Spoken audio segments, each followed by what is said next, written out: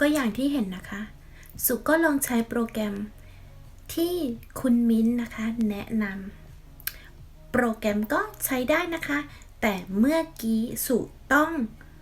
ทะเลาะกับแอปพลิเคชันค่ะเพราะว่าแอปพลิเคชันไม่สามารถเรียกชื่อสุได้แอปพลิเคชันเรียกชื่อสุว่าสุค่ะและตอนท้ายของแอปพลิเคชันก็เรียกชื่อสุว่าสุนัขค่ะโอ้แม่เจ้าไม่เคยคิดว่าแอปพลิเคชันจะเรียกชื่อสุว่าสุนัขค่ะสุแค่บอกว่าสุนะแต่กลายเป็นสุนัขทุกคนคะสุอยากให้ทุกคนมาดูสุ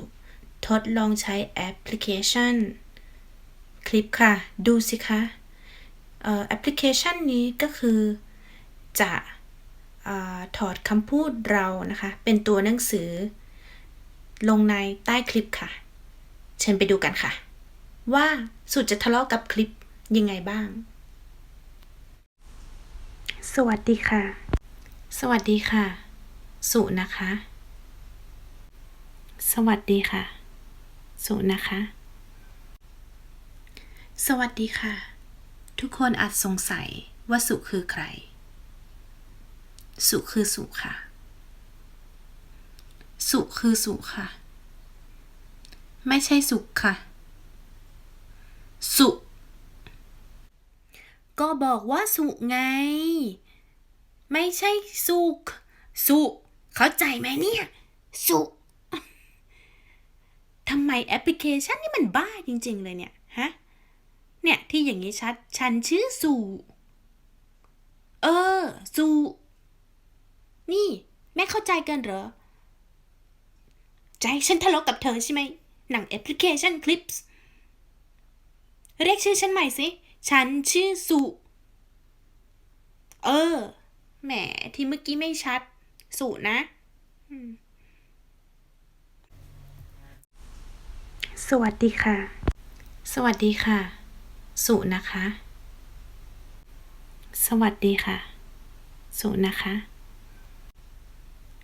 สวัสดีค่ะทุกคนอาจสงสัยว่าสุคือใครสุคือสุค่ะสุคือสุค่ะไม่ใช่สุขค่ะสุก็บอกว่าสุไงไม่ใช่สุขสุเข้าใจไหมเนี่ยสุทำไมแอปพลิเคชันนี่มันบ้าจริงๆเลยเนี่ยฮะเนี่ยที่อย่างนี้ชัดฉันชื่อสุสุนี่แม่เข้าใจกันเหรอใจฉันทะเลาะกับเธอใช่ไหมหนังแอปพลิเคชันคลิปส์เรียกชื่อฉันใหม่สิฉันชื่อสุแหมที่เมื่อกี้ไม่ชัดสุนะสวัสดีค่ะสวัสดีค่ะสุนะคะสวัสดีค่ะสุนะคะสวัสดีค่ะทุกคนอาจสงสัยว่าสุคือใครสุคือสุค่ะสุคือสุค่ะไม่ใช่สุขค่ะสุก็บอกว่าสุไงไม่ใช่สุขสุเข้าใจไหมเนี่ยสุทำไมแอปพลิเคชันนี่มันบ้าจริงๆเลยเนี่ยฮะเนี่ยที่อย่างนี้ชัดฉันชื่อสุสุนี่แม่เข้าใจกันเหรอใจฉันทะเลาะกับเธอใช่ไหมหนังแอปพลิเคชันคลิปส์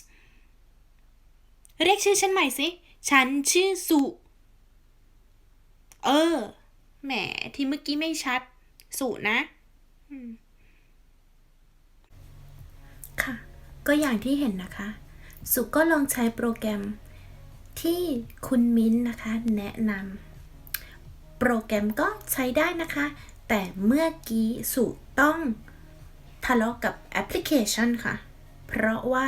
แอปพลิเคชันไม่สามารถเรียกชื่อสุได้แอปพลิเคชันเรียกชื่อสุว่าสุค่ะ